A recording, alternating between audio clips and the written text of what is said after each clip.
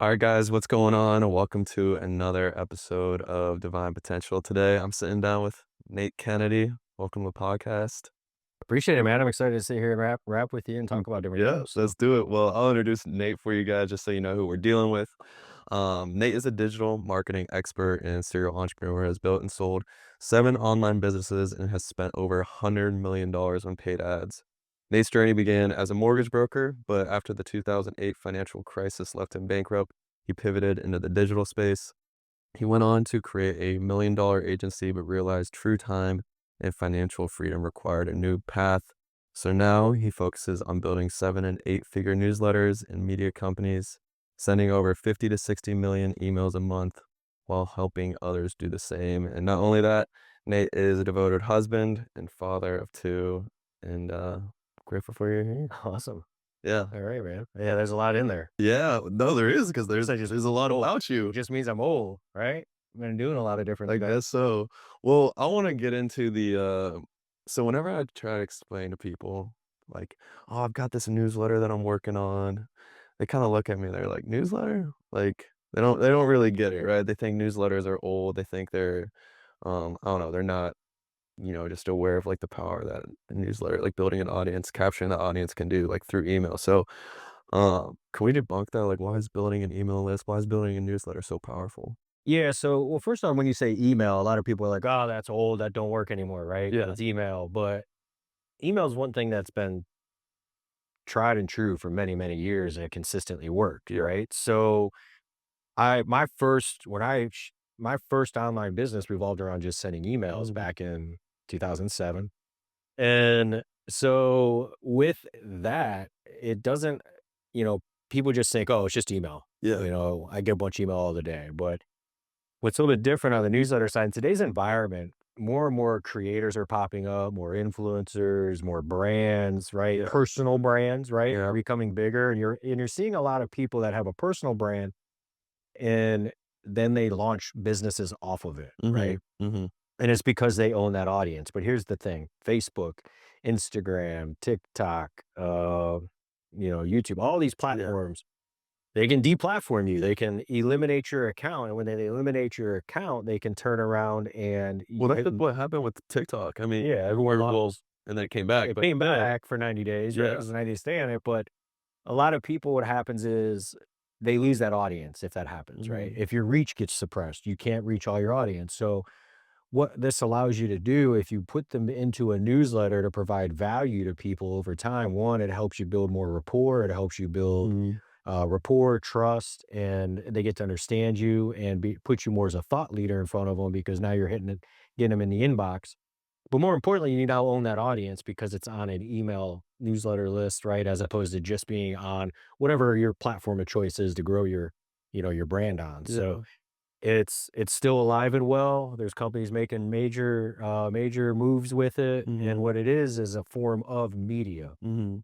So just like you watch TV, just like you listen to radio, those are forms of media that have audiences. So your newsletter is just another channel that you have, that you own, that allows you to communicate your message to people as Yeah. well. So So say, like, well, I heard you say, people who are like thought leaders, but say you're not necessarily like a thought creator. Do you have to be only a creator? Is there another way, another model, curation? yeah. Yeah. Yeah, there's other ways. So take a quick step back. So I had an agency for about 9 years, which I've talked about. Yeah.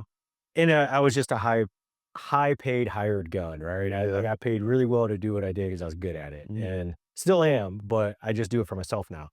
And the challenge was everything revolved around my name, and so when Mhm. I launched my newsletter media company, I didn't want everything to revolve around me. I wanted to be able to have it revolved around a brand Yeah. that's sellable, right? Yeah. And so, absolutely, you can then go into niches, right? There's all kinds of profitable niches that you can go Mhm. into that allow you to build up an audience, and it's more of a brand as opposed to a person. Yeah. And then you don't have to be the writer, the content creator, any of that. You can curate content from stuff in that niche already Yeah. and in that industry, right? You can curate that content and be a reporter that Mhm. when you're a reporter, you're pushing out the information to the subscriber So they don't have to go look at 15 different Mhm. content sites trying to Yeah. figure out what's new. You're reporting to them the most relevant content and information for that day to them or for that week Yeah. as a A curator. lot of AI too. Oh yeah. Love Yeah, yeah, AI. yeah. Yeah, there's some couple new things that we me and you gotta talk Oh, all about, right. yeah.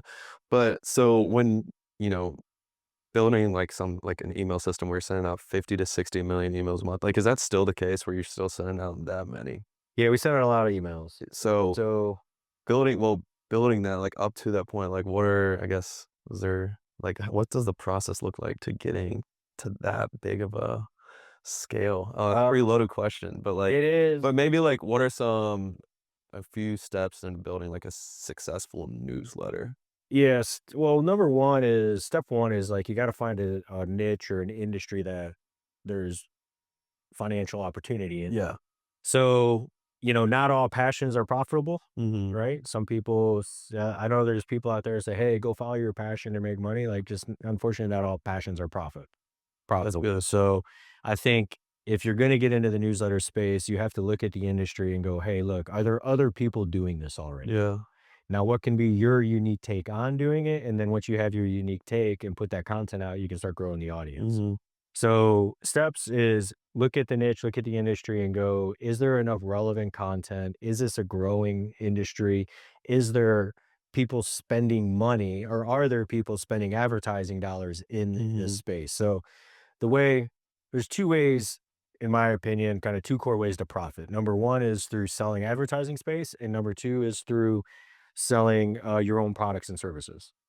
Right? Those are the two different routes you're going to go. There's a lot of different individual ways to do it, but those are two core ways. So if there's advertisers spending money, so an advertiser goes to Facebook, they go to Instagram, they go to YouTube, they go to all these different Google, they go to all these ad platforms and spend money because those people own the audience. Yeah. And so what we're trying to do with the newsletter is create our own audience and get a little piece of that advertising pie, right? Come on. We want advertisers to spend money with us because we have a very unique niche, Yeah. right? We have a group of people that's their exact demographic and people they want to get in front of, so they're willing to spend they're willing to divert Yeah. some of their advertising dollars from those other big platforms to us through that. So Mhm. for us to kind of took a left turn there, but to come back to what you asked, like, the big is there advertisers, is there revenue opportunity in Yeah. that niche? But then from there, it's providing good content, Mhm. it's providing something unique in the market, and then once you do that, you just start growing it, right? Yeah. You start running some paid ads for subscribers. You can go. There's a lot of different ways to do it. Yeah. And for me, I'm a paid ads guy. That's what I came from. So you can go organic. There's been a lot of successful case studies and people who have built newsletters on building a Twitter audience Mhm. first, right? And kind of getting deep into that space over there. And then they push them over into the newsletter. I would say it's a little bit tougher route these Yeah. days, but still a doable route, a little bit tougher one. There's people that you could pick your platform, let you grow and then push them all over. But for the most part, that's organic, right? It's taking a lot longer to grow. So for me, I like to go and I want to go find someone with my audience already and say, "Hey, can I pay you to mail my newsletter to your audience? Yeah. Can I hey, you have my audience, how much you paying per lead? Oh, I'm paying $1 per lead. Can I give you 50 cents for every subscriber you get?" Right? Yeah. So now all of a sudden I get all their subscribers that are coming in, which is the exact audience I want to be in front of, Yeah. right? So I'm looking at it that way. Gotcha. And then for me, another way that I like to do it is, obviously Meta ads, right? Mhm. Facebook ads, all that stuff is going to drive subscribers in as well. So there's a lot of different ways to do it, but paid ads is the way that I like Yeah. to What grow. kinda software tools are you using for, like, building out the newsletter right now? Yeah, there's a couple different there's a lot of options, right? Your email tools, there's plenty of options out there to pick from. I think Beehive's a great one to start with if you're on the creator side, For right? sure, yeah. And if you're in the we like I use another one called Morrow Post. We're in a general news space for a handful of our brands. And that's mass emailing, so we use Mhm. that a lot. Their pricing shifts, like all these, it all comes down to pricing when you're just doing mass emails too. You're Yeah. trying to figure out the right deal and right relationship. They charge you. I won't get into the specifics, but like and start boring all your no, you're talking about the metrics and the data and all that, but Well, that was gonna be kinda like my next question I was gonna lead to. So, like, email, newsletter, okay, like, capturing audience, I get it, but what kind of money, like, are we talking about? Like, when it that you can step into if you've built, like, an audience that, 20,000, 50,000, 100,000 people, like, what are you, what kind of money can you step into when it comes to that if you build it correctly with advertisers? I guess, like, Morning Brew, they sold for, like $75 billion or $75 million, yeah, billion, but $1 million valuation to Insider, Business Insider. So, yeah. so there's a lot of opportunity. Now, the key is, the newsletter industry's kind of shifted in the last few years. Mhm. And obviously, the hustle was a big storyline, right? They sold to HubSpot Mm. for an eight-figure number. Then Morning Brews you mentioned sold. There's also been some smaller sales. Like there's a $5 million sale recently of a company that, well, 2 years ago at this point now, that sold for $5 million after 3 years of launching their business. How big were So these how big were these it all email depends lists? on how large it is, right? Yeah. So you were a few million subscribers on the hustle, but they owned a tech-driven newsletter and a HubSpot, a massive company, bought Yeah. them, right? So Morning Brew is business information, right? Mhm. Young professional business information. So Business Insider clearly wanted to buy that audience, Yeah. right? So if you own the audience, definitely there's a lot of people that are willing to pay for it. So Mhm. there's, and then the niche that you're in will determine kind of what that exit is. Yeah. So for, some of these, your multiple could be good, it could be bad. It just depends, right? Well, Kind of. there's another thing too, I think, well, like me and you've I mean, just everything that I'm learning too from you, but like affiliates. Mhm. Right? So, like, affiliate offers with, like, maybe you're growing this audience, right? So, like, I guess for me, like, in the entrepreneurship phase throughout, like, all that, so entrepreneurs being able to, like, essentially, like, advertise their offers too, Yeah. right? So then you can get paid based off of like, if you generate leads for them, they close. So, like, creating, like I guess partnering up with somebody for affiliates too, like, that's another great place, right? Yeah, another great to drive revenue, and, Yeah. so, I'll come to that in a sec. I know another big exit was Industry Dive, which was a large they own 38 different newsletters, and they exited for 525 million. So, you've got across the board. 525,000,000. Yeah, yeah, so it's a massive exit, right? Holy So, crap. there's a huge range in regards to what they can sell for, Yeah. and so, if your goal is to get in to build an audience and exit, just look at the profit, like, look at some of the past case studies of those to Mhm. determine what niche you're gonna go into, right? So a lot of the industry dive stuff is B2B, right? Yeah. B to business style newsletters tend to drive more revenue and larger advertisers, right? Whereas a business to consumer is a little bit different because you're bringing in individual products and services, which their client acquisition for them is usually a little bit, they spend a little less on client Mhm. acquisition than some of these larger companies will, right? Yeah. So I think there's and to come to your side, advertisers so advertising dollars is one, Mhm. but there's also brands and companies out there that will pay you for every sale you generate, right? So in the education realm, in the information education realm, what happens a lot of times, these companies and these experts have funnels, and you Yeah. throw somebody you send an email to your list saying, check out this video. Your subscribers go look at it, they watch the video, a percentage of them buy that Mhm. product, and then those affiliates will give you usually, 50% commissions on that stuff, right? Yeah. So that is one way of doing it. Are you offering 50% commissions? I am not. I am not. Uh, We'll talk. We'll talk. so we would do more of and then the other avenue is at a CPA, right? Yeah. So these companies get really, really good at knowing how much they can spend to acquire customers. So what they'll do is they'll come to you and say, "Hey, look, you got a group of entrepreneurs. I'll pay you, $75 for every customer you send me." Yeah. Right. And now it's volume, right? Mhm. And so that's one opportunity. So I think Yeah. it's No, good. that's great. Well, I kinda wanna pivot slightly a little bit. Okay. So, um, well, before this in 2009, 2008, you switched from mortgage to the obviously digital marketing Mhm. space. So you're a part of the mortgage industry, you were hit massively by the recession, Yeah. correct? And By my own doing. yeah, okay, well, and we'll love to Yeah. dive into that. So, Yeah. but so you actually ended up, you went through bankruptcy, I right? did. So, So yeah, what can we unpack that? What was that like? Like, man, so I've always been super aggressive and willing to take risk. yeah, So I come from an entrepreneurial family, right? mhm, I watched my dad start companies, and I watched some of my dad's companies fail when I watched mhm, one grow and become really big, right? yeah, And I think for me, what happened is I got into the mortgage space in 2002, right out of college, right? I I did really well in sales. Like my first month in the company, I hit the largest number of sales for, the first new guy, right? mhm. And then I was winning, sales of the month through that process with the mortgage industry. Have you seen The Big Short before? I haven't watched it. I've actually not seen it. You'll have to watch it. But at that time I was young, Yeah, I was cocky, and I started believing my own bullshit, yeah, right? yeah, Oh, I'm doing this because of me, me, me. But in, mhm, in turn, 2002 to 2005, six, like the market was just amazing.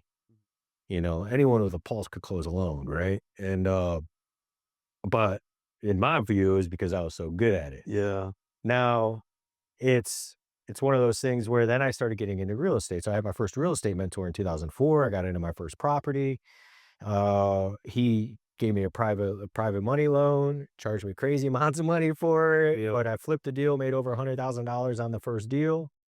And then once again, I started thinking it was because of me, right? mhm. And I got a little cocky about it. And so I got into more deals, and to the point where I started my own mortgage company. I launched a real estate brokerage, and then I got my GC license, and we were building homes, right? You're doing all 3 of those things at the same Yeah. simultaneously? Yeah. Wow. And so what happened is we had all that stuff going on, and really the brokerage started to list my own deals. Did you have a family at that No, no, point? no, no. Okay, I was about to say. No, Susan and I were together, but we weren't Okay. married yet, didn't have any kids yet. So I had all that going on. But the thing is, I would say is I lost focus. Mhm. And then two, I'm just pushing and pushing and pushing and not looking up, going, what's going on in the market conditions around me? Yeah.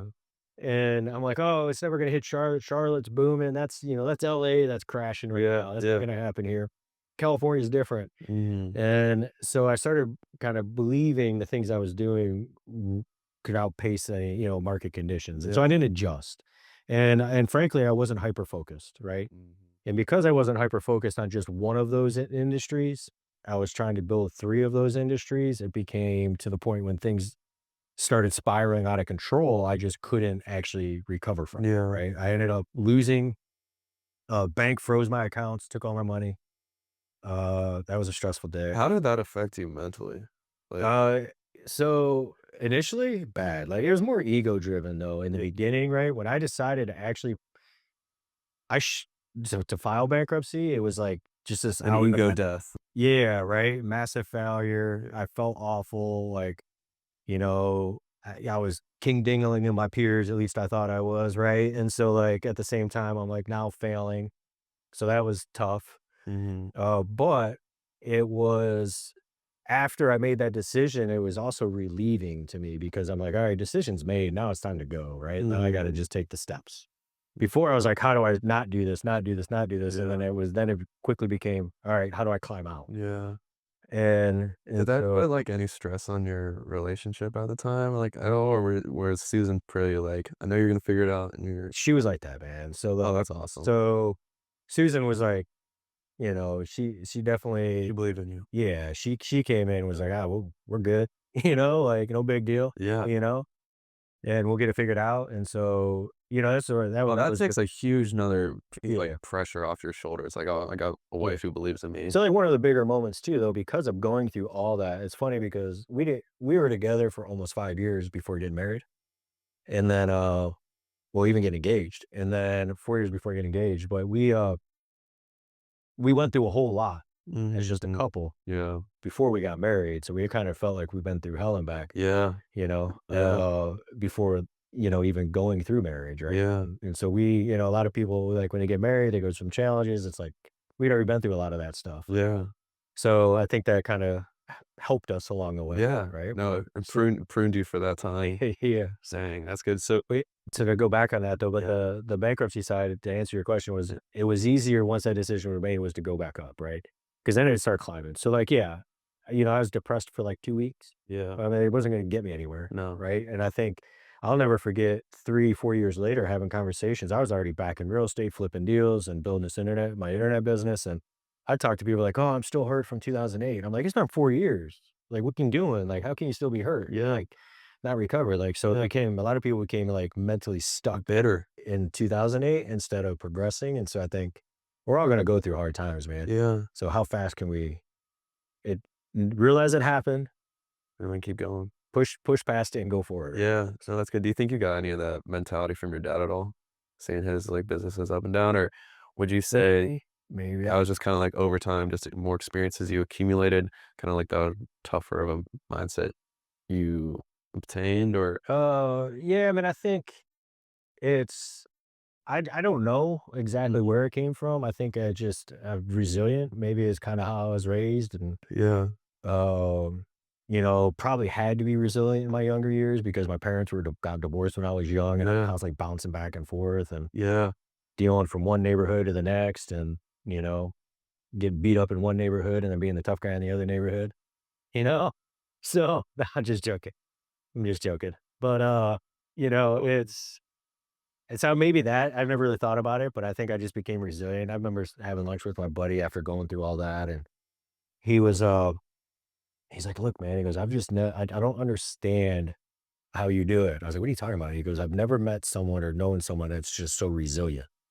Like something happens to you and you just like it doesn't phase you. It's good. And you just keep going." And I'm like, yeah, I don't know. So somewhere along the way I picked it up, yeah. but Well, I feel like that also takes like a lot of emotional and like intelligence too, because like I mean, it'd be so easy to be in that moment where you're just like, oh man, I'm a loser, like I don't have nothing going for me, but then it's just like, no, I'm at rock bottom. I gotta do this, this, this, and then we're gonna be all right. So oh man, you're always gonna have like imposter syndrome things. You yeah, can't figure it. Like shit, dude. I woke up early at 4 a.m. this morning, and some of my first thoughts were like stress. Like oh shit, I yeah. gotta do this, and this isn't going.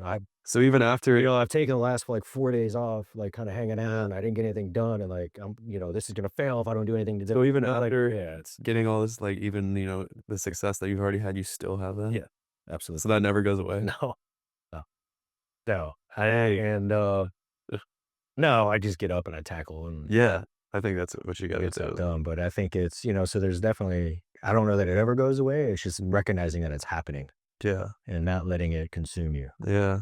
Oh, that's so you gotta take those thoughts captive for sure. So I got another thing that I noticed for you is masterminds have been a big part of your story, right? Just surround yourself with the right people. So what makes them so powerful and how have they helped you level up? Not all masterminds are created equal, Mm, right? unpack that. So I've been in a lot of different masterminds over the years.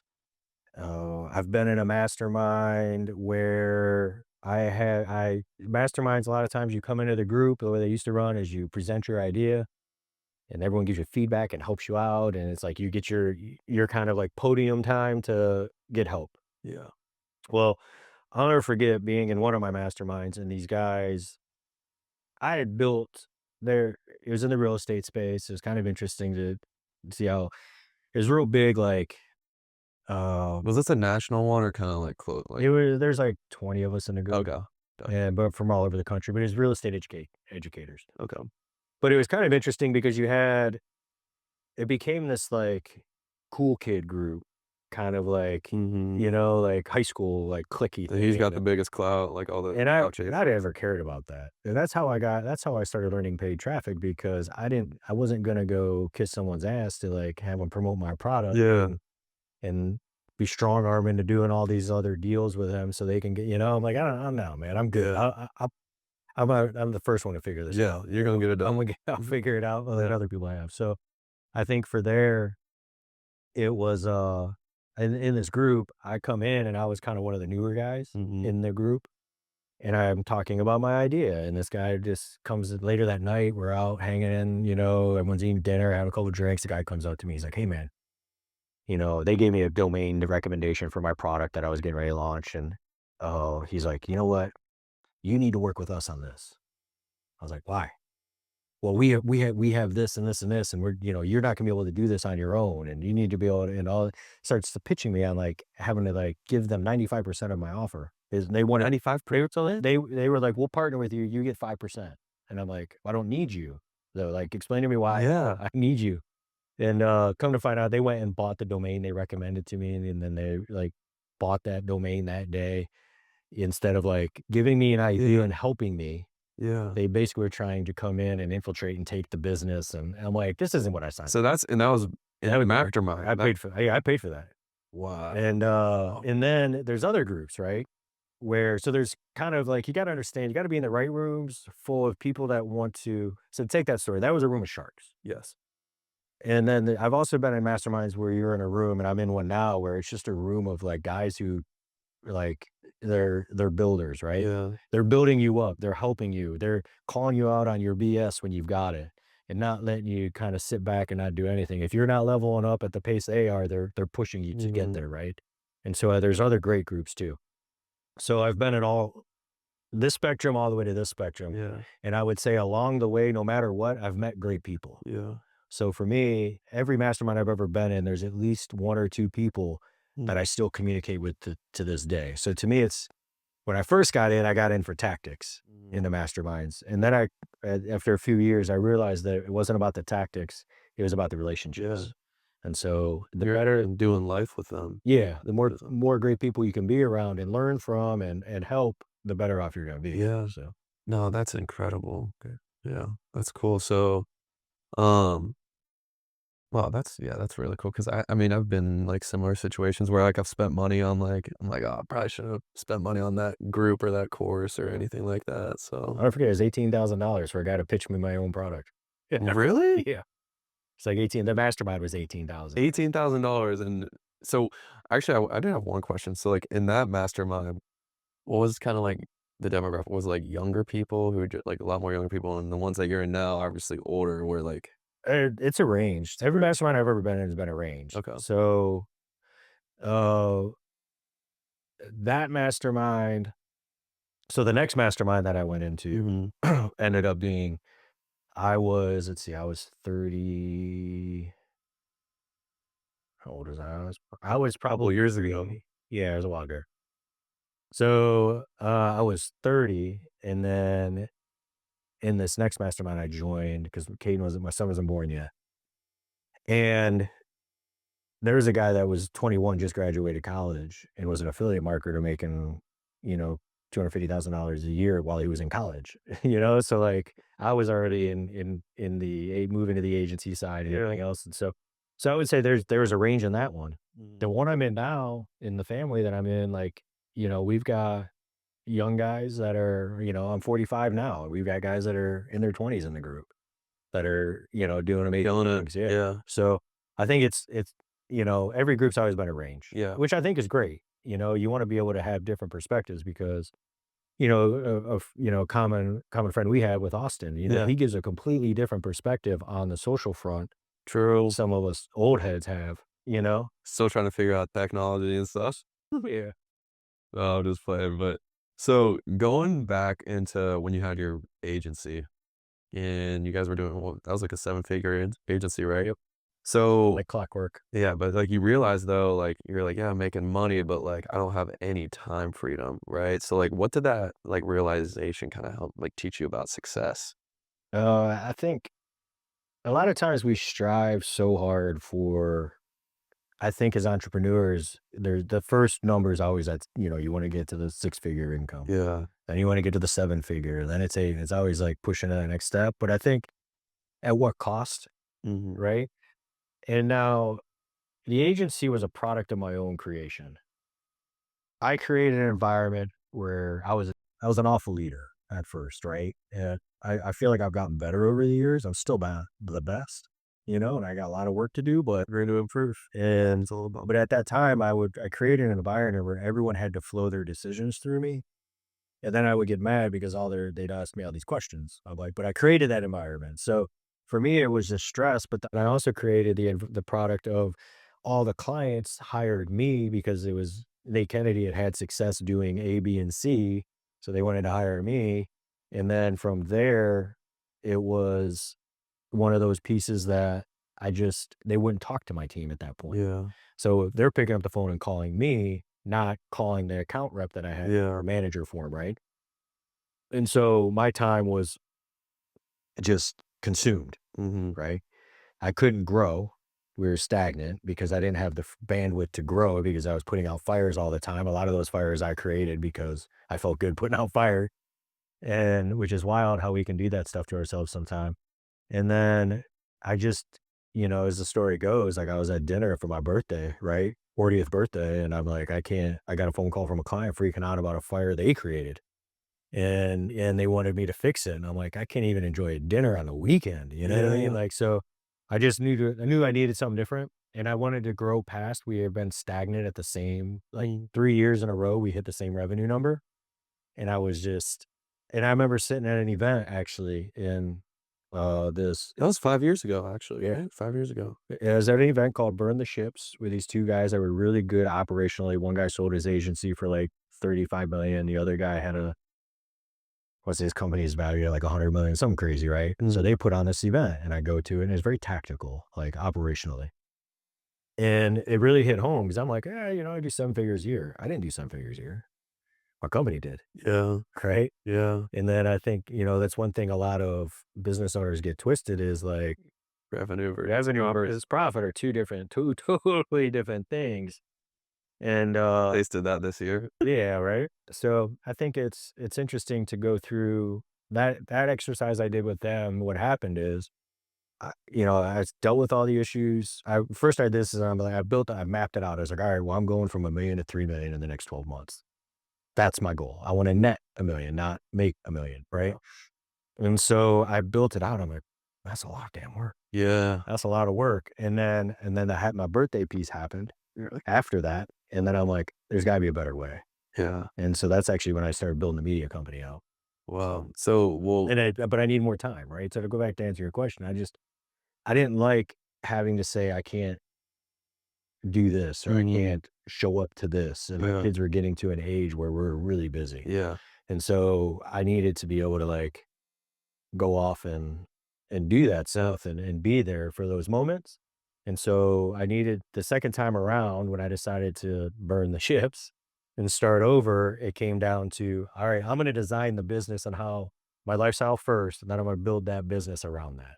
And that's what I Mm. did. Yeah, and then it's obviously worked. Yeah, it's working. That's great. We still have ebbs and flows, Yeah. No, So absolutely. So, well, you already had like so you went more focused into the newsletter realm, right? Is that I kinda went to audience building, audience right? building, right? But it was all newsletter based, right? Did So you already have somewhat of an audience before you made that, like, transition where you're like, "I'm done with this agency stuff"? no, I did not. Okay. I mean, I had my own subscriber list, right? Yes. That I had developed over all these years of being in online. Because I've always had a product or a giveaway or like free Mhm. lead magnet. I always done some list building, right? I Yeah. understand the value of it.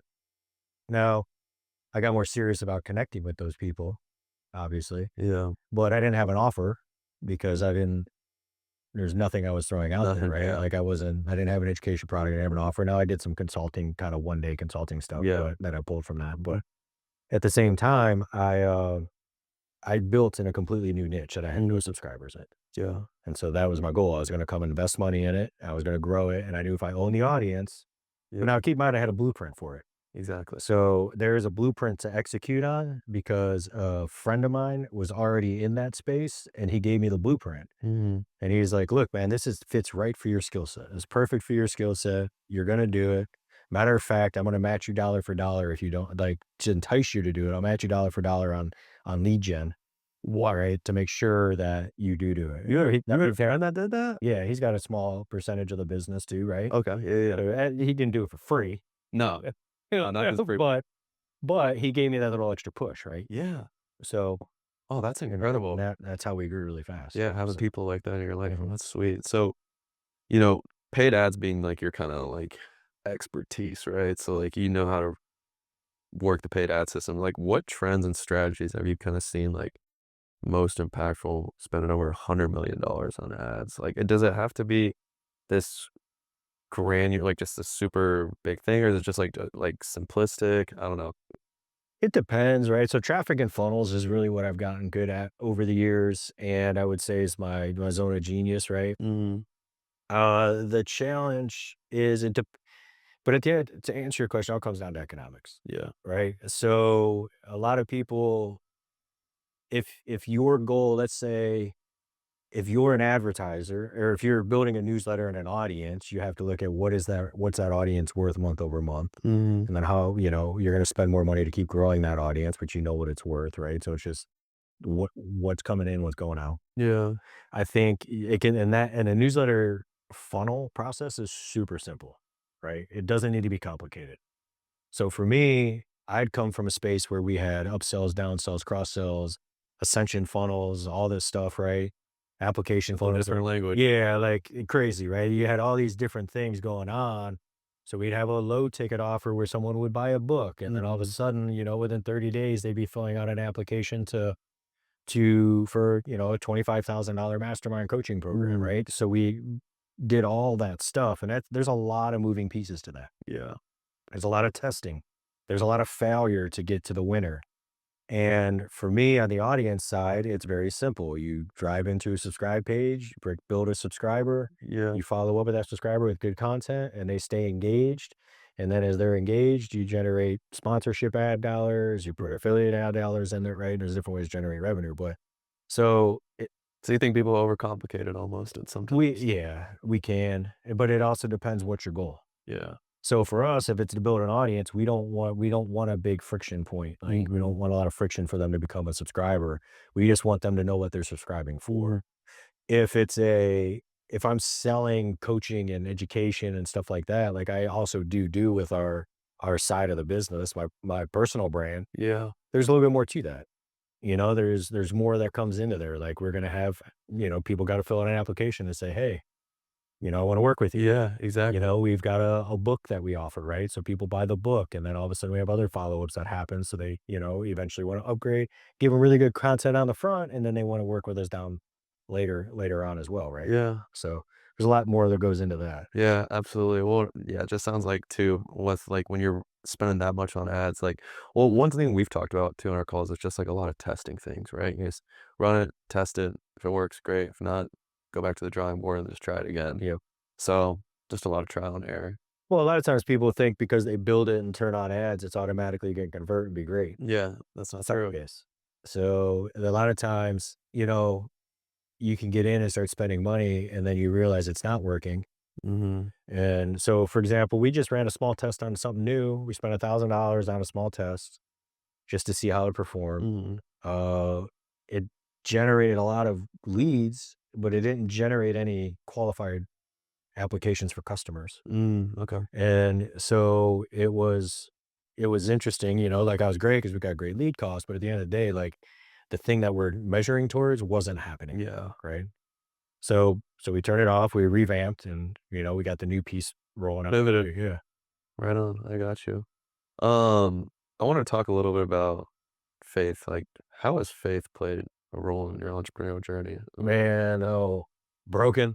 Broken? Yeah. So, I actually interesting enough, much stronger now, but growing up, it was a unique, uh, environment for me. So, Yeah. I was raised in a Methodist church, but we were kind of like the holiday goers, Me too. you Yeah. know? Uh, so my parents got divorced when I was young. My dad, they both got remarried. Uh, my mom, she basically went to a Catholic school growing up, but she would be like, "I can't walk into a Catholic church. I'll get struck down the moment I walk through the door." Yeah. And I'm like, "What you do?" Yeah. Wow, sounds pretty terrible. I'm gonna get struck down.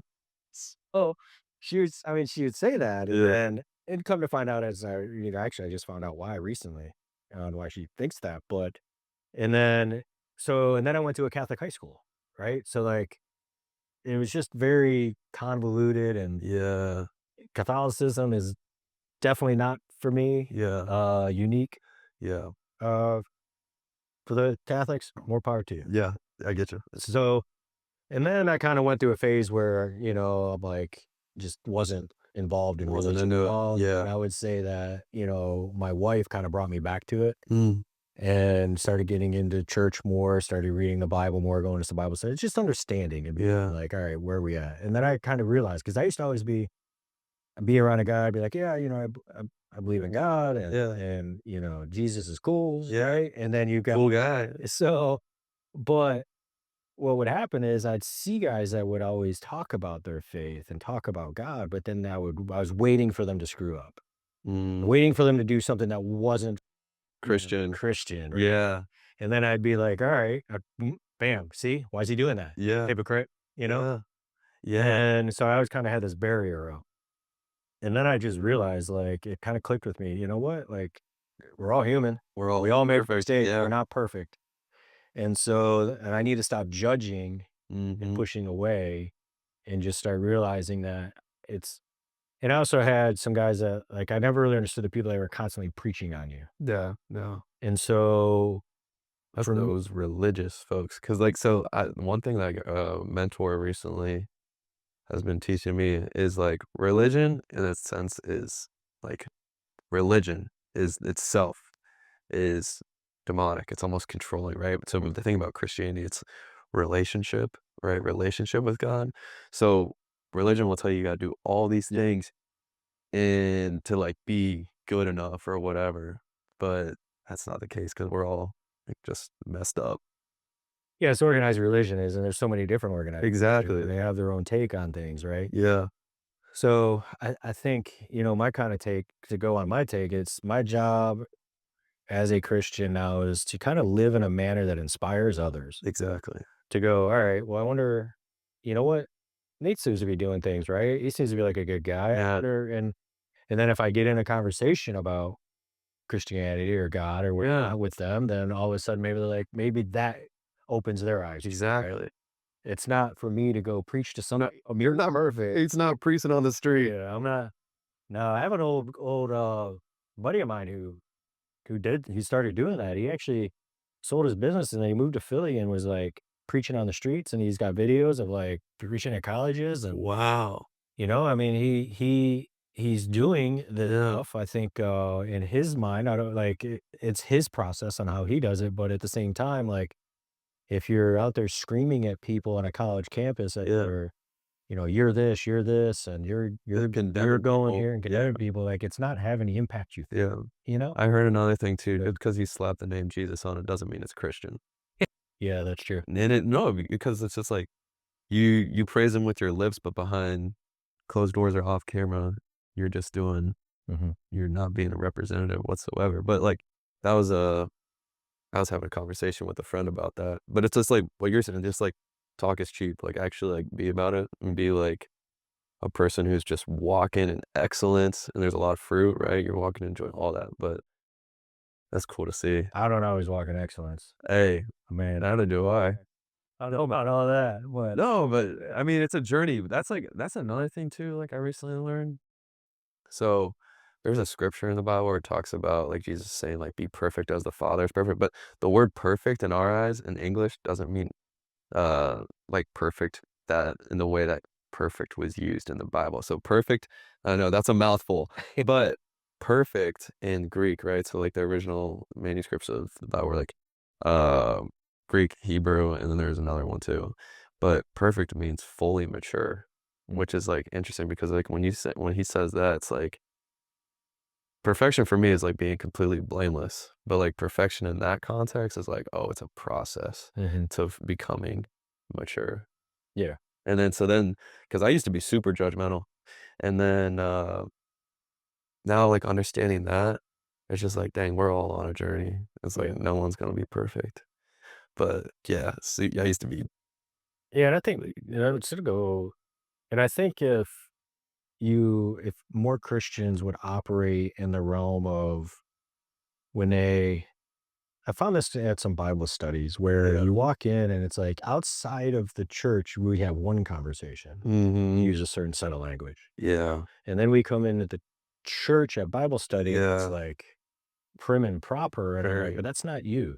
Yeah. Like, why are you changing who you are Yeah. when you come to the door? Shouldn't you just be? Yeah. And so I think it's I find that interesting. Now, there's obviously you don't want, there's gonna be levels to it, but at the same time, I just find it interesting, like a lot of, I think if more Christians just were who they were and didn't feel Yeah. like they had to put on a front, you would actually open the doors for more Yeah. people to want to come. Well, and so I've had some recent, like, other, I guess, shoot, I call them spiritual fathers come into my life, and they've been helping me under, because we live in a society today, especially in America, where people and Christians idolize the church institution as itself, right? And, like, they view, like, they don't actually understand, like, so there's a big secular and sacred divide, right? People will be, like, so quick to, like, demonize this or that, but, like, understand, like, it's all God's, right? Mhm. Like, so, like, that's one thing that's kinda, like, helped me, like, the kingdom of God is everywhere and in everything, right? So it's like, but people will just be like, this is kinda going off your point about, like, you act one way outside the church, but in the church, you're trying to act all perfect, because we almost put the church on, like, such, like, a pedestal, because I don't know, it's just, like, realizing that, I don't know, this is a really, like, a new thing for me, but, like, um there's a scripture where it talks about, I'm gonna look it up right now, actually. Oh, you're looking that up. I was having a conversation with a friend of mine who used to be a missionary, Uh-huh. was involved in the church, and then has also gone on to build a really big business. And his belief is that all these mega churches are going to be burned down one day. Really? Yeah, Yeah. and just because it it's false prophets, Yeah. and a lot of these churches, yeah, they put on a good show, and they've got Yeah. all this different stuff going on, and it's at the same time, I think what happens too is the lead pastors start doing what I did in Yeah. 2005, believe in my own, Yeah. and Being then their they own God. forget whose kingdom they're building, Exactly. you know? And one thing I look at a church is when they start having all these giving moments, like, what's the giving going towards? Yeah. Churches, to me, it should be in the community, Yeah. right? And helping others. Yeah. It shouldn't be buying golf carts to drive members from one parking lot to the next. It shouldn't be to, buy a team bus to, like all these like little things. Yeah. I remember looking at one of the churches, like they had this whole projection of like what they wanted to do, and Had to do with money? everything is all about the money they were raising, what they were raising it for, and all of it was about building the kingdom of The church. the church, Yeah. not Kingdom of heaven. community. Yeah. So I found that interesting, but it was all like materials, like, Yeah. probably half of the booklet was just material possessions, Yeah. which I found interesting. And I'm like, Yeah. this doesn't like, It is. there's gotta be a better way. It's super interesting. Even, like, me lately, I go to a bigger church, right? Mhm. And, like, I've got a lot of love for the church, but sometimes I'm like, are we doing the most? Like, with, like, all the flashing lights, all the super, like, just, like, the smoke, all that, right? It's like, are we overcomplicating, like, what it means to, like, step into, like, Well, s they gotta entertain. Entertainment brings people in. but it's like, why it's like, Yeah. why it's like, But it's an interesting conversation, because it's like, but do are you we just need coming to be entertained? Oh, yeah. So, do you really need to upgrade your lighting by $250,000? Yeah. Your lighting package on the church stage, Yeah. So, I think I don't know. I mean, I don't run a church. I don't know that Mhm. answer, but outside looking in, I feel like if you have a great message and it's hitting home with the right people, Yes. with your members, Yes. then fantastic. Yeah. And then I'll never forget sitting in a meeting, at one point with the church, and the word, asking about marketing, and the word avatar got brought up. Our avatar of a member is Yeah. this. I'm like, doesn't sound like Jesus' avatar Yeah. for, who he was helping. Yeah. So to me, I'm like, in a church, shouldn't everybody like be welcome? Like, Yeah. so not just ones with money. Interesting. So, So this is what it was. So the title of the message that I heard from, one of my guys who's been, like, helping me out, mentoring me, he gave a sermon at this church, and it was called, it's called "God's Not in the Church." And mm, it's very interesting, because it was talking about how the kingdom of God is everything and everything, right? And but he related that to Acts 17:24, the God who made the world and everything in it is the Lord of heaven and earth and does not live in temples built by human hands. And I saw that, I was just like, "Dang." Just like, I don't know, me, when I was like, "Oh, man, I wanna take my faith seriously or faith more serious," it was like, "Alright, now I need to start serving in the church." Well, it's like, no, you being religious about that, like, there's, like you could like, for you, like, building a business that just helps more people or whatever, or just, like, stewarding your time just differently. Like, everyone's just so quick to put, like, "Church, church, church, I gotta go."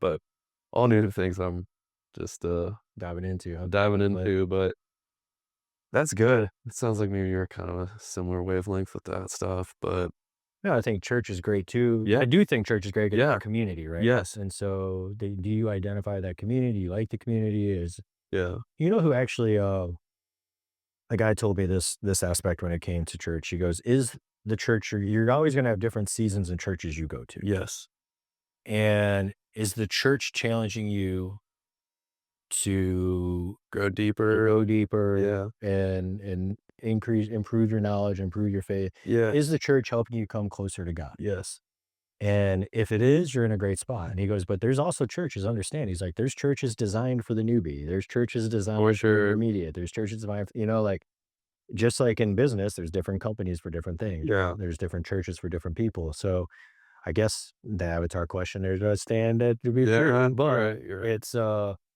the with that, I found that very interesting. It's like at the end of the day, is the community you're in helping you get closer yes, to God and you're yeah, improving your relationship? yeah.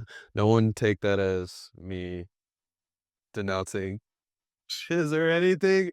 Do not take that whatsoever, but Yeah, we'll splice that. Yeah. no, we can keep it, but just do not guys, don't take that the wrong way.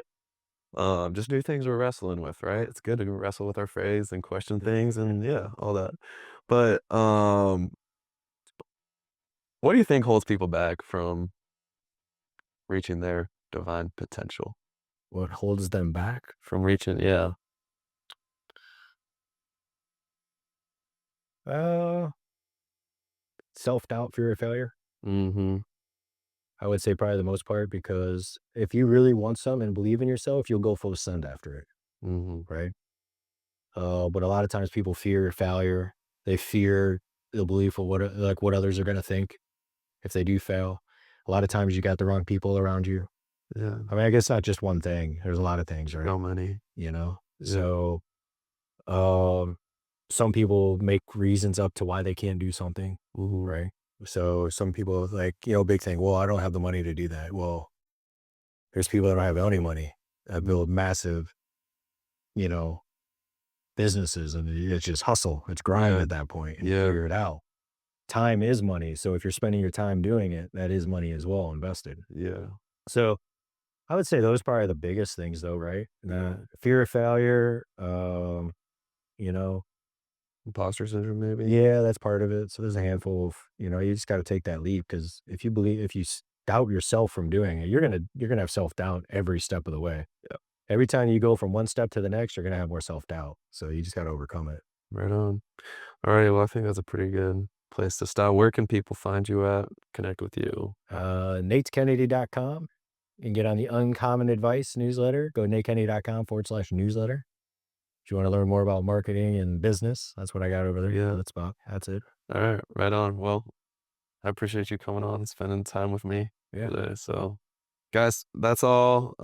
Thank you for tuning into another episode, so we'll be back with another one here shortly.